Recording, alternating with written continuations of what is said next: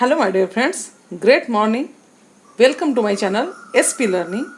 You are happy to know I have also added notes in this video. You can take a screenshots of it. Just take the screenshots of the notes and rewrite them into your notebook. Friends, after thorough understanding comprehensive study of demand analysis, we are going to study one more fundamental concept of economics. That is supply analysis. Demand analysis मागणीचे विश्लेषण या प्रकरणाचा आपण परिपूर्ण अभ्यासानंतर आता आपण supply analysis म्हणजे पुरवठा विश्लेषण या मूलभूत अर्थशास्त्रीय संकल्पनेचा विचार करणार आहोत किंवा या मूलभूत अर्थशास्त्रीय संकल्पनेकडे आपण वळणार आहोत. आपण या लेक्चर सिरीजवरून I always insist on the proper understanding of the topic. As a students of economics we must understand the topic. Then any question on the topic is easy to understand. However, my channel SP Learning prepare for the examination as well as understand the concept properly. आपण या lecture सिरीजवरून एकाच वेळी अभ्यास आणि परीक्षेची तयारी अशा दोन्ही तयारी करत आहोत. If you like my lecture तर माझ्या चॅनलला लाईक द्यायचं आहे, विसरायचं नाही आहे. चॅनलला सबस्क्राईब पण करायचं आहे आणि तुमच्या मित्रांना शेअरसुद्धा करायचं. तुम्हाला या लेक्चरबद्दल काही शंका असल्यास you can contact me on my social media handle. You can contact me through Facebook, Instagram. Links are given down in the description बॉक्समध्ये लिंक्स दिलेले आहेत. Okay, the same lecture is available in Marathi. If you face any difficulty please watch it. Supply is the fundamental concept in economics. It is related to first total amount or quantity of commodity available to seller. Commodity means goods and services. विक्रेत्याकडे विक्रीसाठी उपलब्ध असलेली वस्तूंची नगसंख्या. Okay, amount और quantity of commodity is related to 10,000 litre of petrol और 120 litres of milk, 2 tons of onions, 1 ton of rice, or 200 tons of chocolates, or 50 units of ice creams, or 90 numbers of beds are which are available to treat COVID-19 in the hospital. 20 buses are available for local transportation. Alright, विक्रेत्याकडे विक्रीसाठी उपलब्ध असलेली वस्तूंची किंवा सेवेंची नगसंख्या. This part is connected with the seller.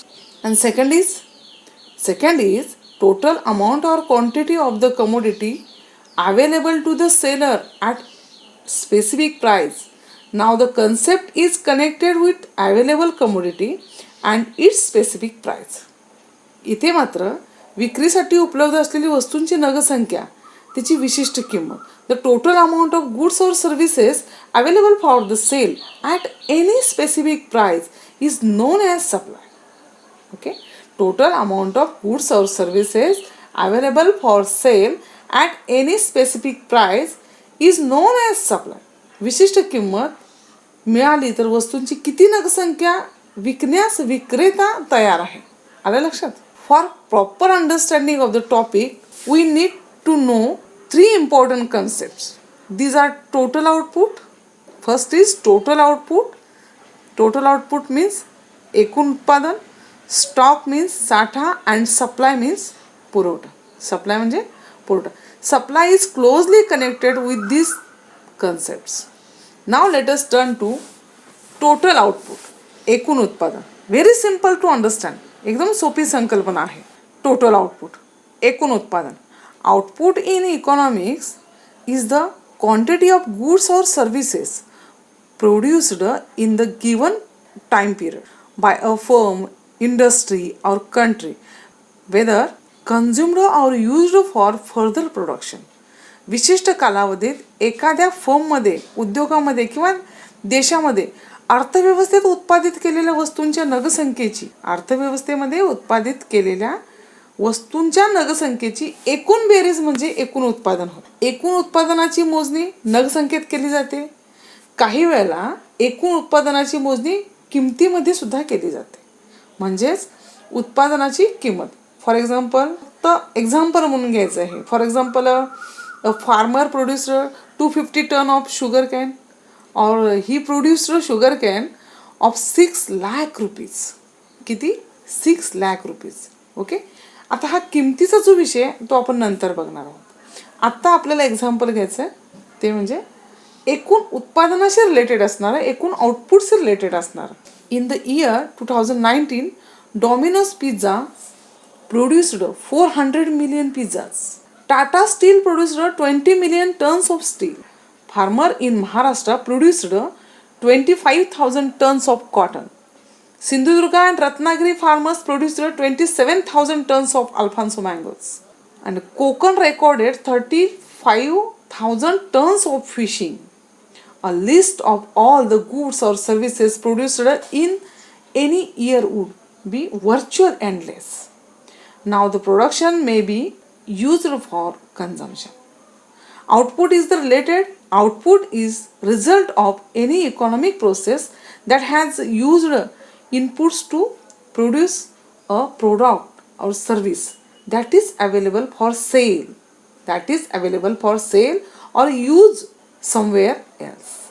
So you have understood well. Output means total output can be defined as the sum total of the quantity of commodity produced at a given period of time in the country. Total output can be defined as the sum total of the quantity of commodity produced at a given period of time in the economy. Okay. Next आहे stock. Stock is the major source of supply. Stock means the total amount or quantity of commodity available for sale at a particular time. विशिष्ट कालावधीत विक्रेत्याकडे विक्रीसाठी उपलब्ध असलेली वस्तूंची एकूण नगसंख्या is called stock. Stock is the real potentiality or capacity of the stock. Very simple to understand. If production is increased, stock can be increased. Supply is possible according to the increased production. When the production is decreased, stock of the commodity suffers. It influences the supply of the commodity in the market. किती सोपं आहे बघा. हा, उत्पादन वाढले की साठा वाढतो, उत्पादन कमी झाले की वस्तूचा साठा ऑब्वियसली कमी होतो. Now let us glance at the type of goods used for the stock. Generally normally there are two types commodities used for stocks. First is the perishable goods and delicate goods. Perishable म्हणजे लवकर खराब होणारे and delicates means नाजूक, such as fish, meat, milk, bakery products, fish, fresh vegetables, flowers, fruits like mango, etc. Okay.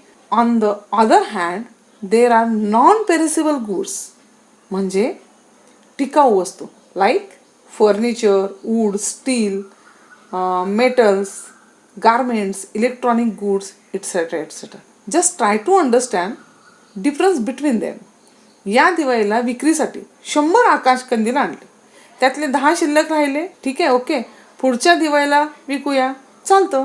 तेच मासे, फळे, दुधाचे पदार्थ या बाबतीत आपल्याला करता येईल. शिल्लक राहिलेले मासे, भाजीपाला पुढच्या वर्षी विकूया म्हटलं तर चालेल? No. That is why stocks depends upon the nature of the commodity. Generally stock exceed supply. सामान्यतः वस्तूचा साठा हा पुरवठ्यापेक्षा जास्त असतो. साठा स्थिर आणि अलवचिक असतो. तरीही in case of perishable and delicated goods is equal to the supply. नाशिवंत वस्तूचा साठा आणि पुरवठा समान असतो. नाशिवंत वस्तूचा साठा आणि पुरवठा समान असतो. And related with the stock of durable goods it's can be more than the supply. टिकाऊ वस्तूंचा साठा हा पुरवठ्यापेक्षा जास्त असू शकतो, कारण कितीही साठा केला तर वस्तू खराब होणार नाही याची गॅरंटी असते. नेक्स्ट वन आहे सप्लाय. पुरवठा ही संकल्पना जरा आत्ता समजून घेऊया, कारण का ती खूप महत्त्वाची आहे. Supply is a relative concept, relative term. Supply is a relative term. It is always expressed in relation to price, time and quantity. पुरवठ्याला नेहमीच किंमत आणि वेळ आणि नगसंख्या यांचा संदर्भ असतो. The word supply implies the various quantities of commodities offered for sale by production during a given period of time at a given price. उत्पादकाकडून विशिष्ट कालखंडात during a given period of time विशिष्ट किमतीला ॲट अ गिवन प्राइस विक्रीसाठी पुरवलेली वस्तूंची नग संख्या. Various quantity of commodity offered for a sale by producer. It is related to time. Price and quantity. पुरवठा ही एक प्रवाही आणि सापेक्ष संकल्पना आहे. Supply is a flow concept, relative concept. It refer to the amount or quantity of commodity that the firms produced and offers for sale in the market over a period of time. Time and duration means supply within a day, a week, a month or a year. Supply is a fundamental economic concept.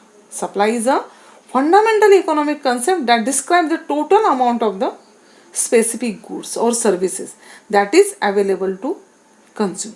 Supply can related to the amount available at a specific price or the amount available across a range of price.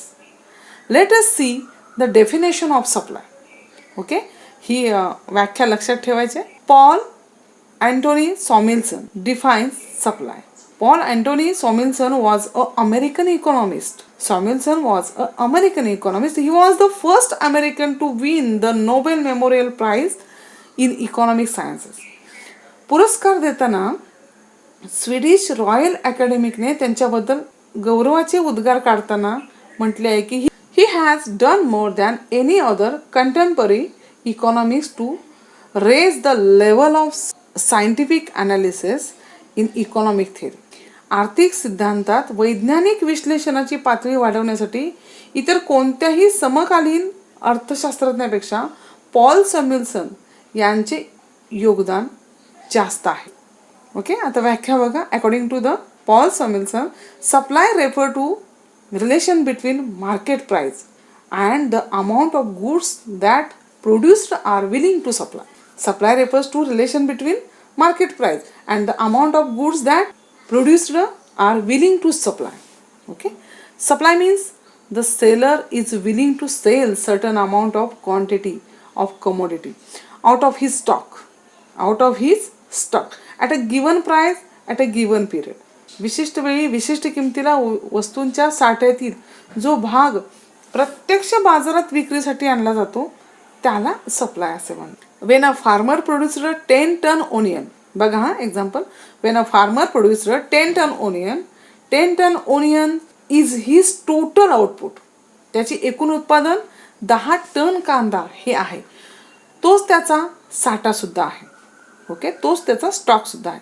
So when the price of onion is 20 rupees per KG, he offered 2 ton for sale. He offered 2 ton for sale out of his total stock of 10 ton of onion. त्याच्याकडे किती stock आहे? 10 ton of onion. This is actually supply 2 ton of onion. 8 ton of onion remain as his stock. त्याच्याकडे आता किती शिल्लक आहे? 8 ton onion त्याच्याकडे स्टॉकमध्ये शिल्लक आहे. ही supply is 2 ton at 20 rupees per KG. Okay, let's see another example. A farmer has produced 1000 kg of cashew nuts. 1000 kg of cashew nuts. It is his total output, and the price of the cashew nuts in the market is 500 rupees per kg. He offered 200 kg for sale. This is actual supply of the cashew nuts by a farmer. It is 200 kg cashew nuts at 500 rupees per kg. Okay, clear? There is a questions distinguish between stock and supply for 2 marks, and answer is very easy to reply. Just take the screenshot of answers and keep 2 marks into your pockets. Read the table carefully. If you come across any difficulty, watch the video again. If you come across any complication, just watch the same video in Marathi. Okay, thank you so much guys.